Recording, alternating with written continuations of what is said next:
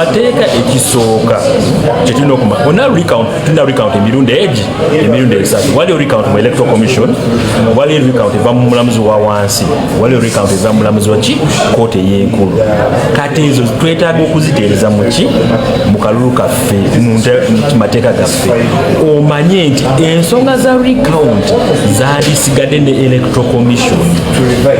Then kati ensonga z'okukola ki z'okuwuliza emisango ziyingira mu zikooti zaffe. Lwaki kubanga kati omulamuzi bw'oba oyingira mu bya recount okimanyi nti electoral commission esobola kukola recount, kooti enkulu nesaba recount, kooti enkulu naye neddamu nesaba ki recount. Kati ogenda mu recount emirundi esatu. Kati ebintu ebyo byetaaga okutereeza tubiharmonizing.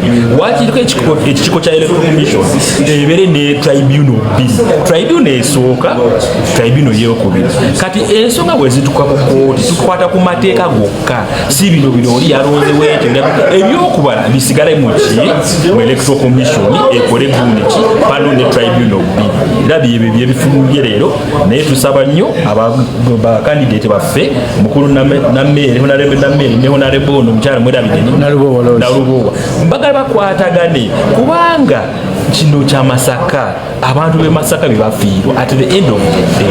Mwina aba constituency aba NUP we bali aba NRM we bali, naye mu all mwina okukwatagana. Njagala kutukwera wali mu kooti ndabe nammere ne mukyala Nalubowa nga beekwata ku mikono egamba kwate wadde tuli mu ntalo zaffe okisegedde tetulumya abakola ki abatulonda aba Masaka balina ki candidate gwe bawagira fine yes, but at the end of it twetaaga services ng'abantu kubanga omu ku babiri ajasindikwa mu parliament akola kuteeka. Era kyekyo Council amanya ko gwanira okola mufamusa nze bampita Shamiro nti yazeva mu Uganda Law Society Rule of Law Department.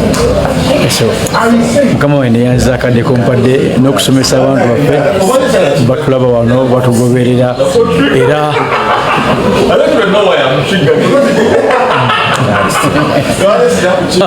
embeera bwetu bwebadde mu kooti wano e Masaka. Kanso ekirala kyendabye ekyokuba nga bano balooya bamukyala Nalubowa babadde bagaana omulamuzi ekyo kijja kitya? Yes, waliyo kati mu mateeka waliwo ekintu kye tuyita recusal. Oba owulira nti omulamuzi maybe olowooza nti tasobola okuba obwenkanya bulungi oba tosobola okusala omusango bulungi, akkiriza okukola ki ng'omuntu ali mu kooti okkiriza okumusaba okukola ki okuva ku musango gyawe. Naye kati okuva mu musango egyo kyetaaga criteria kintu kye tuyita omulamuzi yakola ki okutuuka okumusaba okuva ku musango. Kati wano mu keesi yaffe bano bagamba nti ono omulamuzi Honorable Simon Peter Kinobi nti yaliko memba wa NRM ate lumu yali agenda mu kalulu ka primary akamyufu ka NRM ng'anoonya kaadi ya NRM. Kati kyekibadde ekiriwo.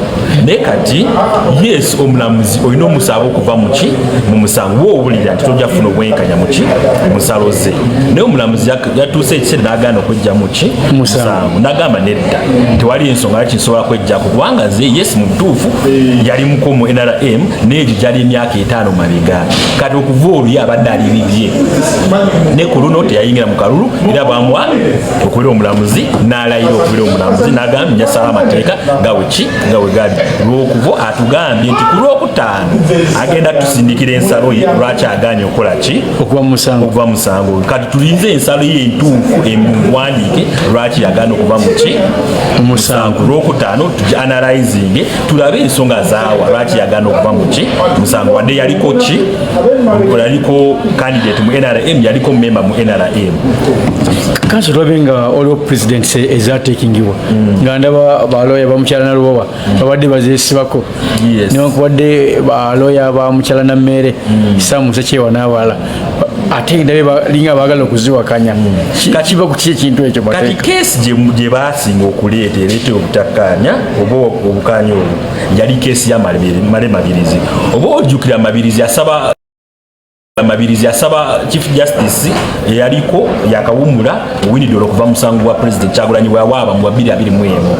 Kati mu keesi ya Mabirizi Dolo yagamba nti wadde mabirizi talina lokaso talina enkirizo kote amateeka tegamukkiriza okuloopa musango za president neddolo yagamba ti kansale omusango guno abantu bategeere ensonga zaki omulamuzi okwevaako mu musango kati ddolo n'atuwa ruling ndoze eri page mukaaga ng'awa ensalo lwaki omulamuzi akkirizwa okuvaako musango oba takkiriza okuva musango kati eyo era yeese kubanga owindolo yagamba ti ensi yonna erina kulaba nti ntaddeyo obuwenkanya okitegedde ne bakkiriza nti obwenkanya bwebuli naye owindolo n'agamba singa bwentuuka mu kiseera ne ŋŋamba nti ngenda kuva musango gwange ate naliko nali emyaka 15 emabega kitegeeza buli mulamuzi mu Uganda omugamba waliko mu NRM waliko mu NUP wali wasoma ebuddu wasoma smack bamusango oli yali obiu oli ojiyo tujja tukekera kati wati tulina abalamuzi mu kooti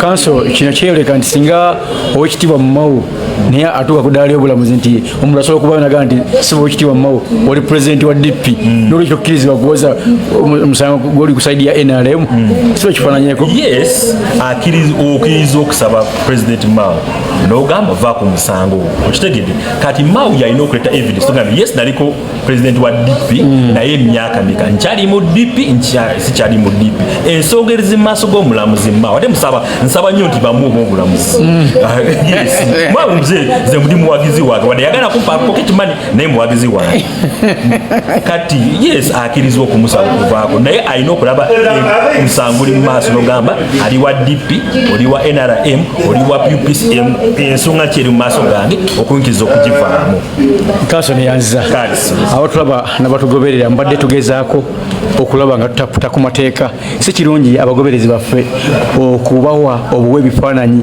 nga tebiriiko bakugu obuyiiya n'obutetenkanya bwenkuwa bwobanga ongoberera naddala ki kyosobola okubeera ng'oyiga mu kooti kiki ekibaddewo